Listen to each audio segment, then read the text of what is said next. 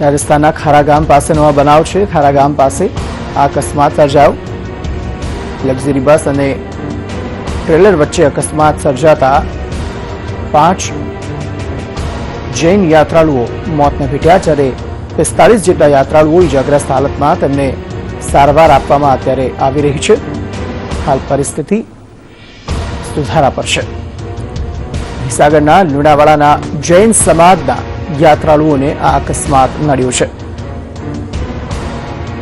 કયા કારણોસર આ અકસ્માત સર્જાયો તે નથી જાણી શકાયું, પરંતુ લક્ઝરી બસ અને ટ્રેલર વચ્ચે અકસ્માત સર્જાયો છે। કોઈ કારણોસર ડ્રાઈવરે સ્ટીયરિંગ પરથી કાબુ ગુમાવ્યો અથવા તો ટ્રેલર અચાનક જ સામે આવી ગયું, તેના કારણે આ અકસ્માત સર્જાયો હોઈ શકે છે। સંવાદદાતા કૌશિક જોશી આ અંગે વધુ માહિતી આપશે।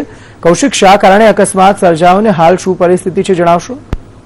અંકિત, આપને જણાવ્યું કે રાતના સમયે લુણાવાડાથી 56 યાત્રિકોને ભરીને જે લશ્કરી JMB ટ્રાવેલર્સ અજમેર તરફ જઈ રહી હતી, તેનો રાજસ્થાનના નેશનલ હાઈવે નંબર 15 ઉપર અકસ્માત થયો છે અને એવું કહેવામાં આવે છે કે ત્યાં અચાનક કોઈ પશુ વચ્ચે ગાડીની વચ્ચે આવી જતા હાલ બંને સામસામે અથડાયા હતા અને જેમાં 5 લોકોના મોત થયા છે, જ્યારે 51 થી વધુ લોકો ઇજાગ્રસ્ત થયા છે। આ ઇજાગ્રસ્તોને રાજસ્થાનની સ્થાનિક હોસ્પિટલમાં સારવાર અર્થે ખસેડવામાં આવ્યા છે। જો કે અહીંની પણ જે તેમના યાત્રાળુઓનો પરિવાર છે તે પણ રાતોરાત ત્યાં રાજસ્થાન પરિવારજનો લેવા માટે પહોંચી ગયો છે। અંકિત, સમગ્ર માહિતી આપવા બદલ કૌશિક।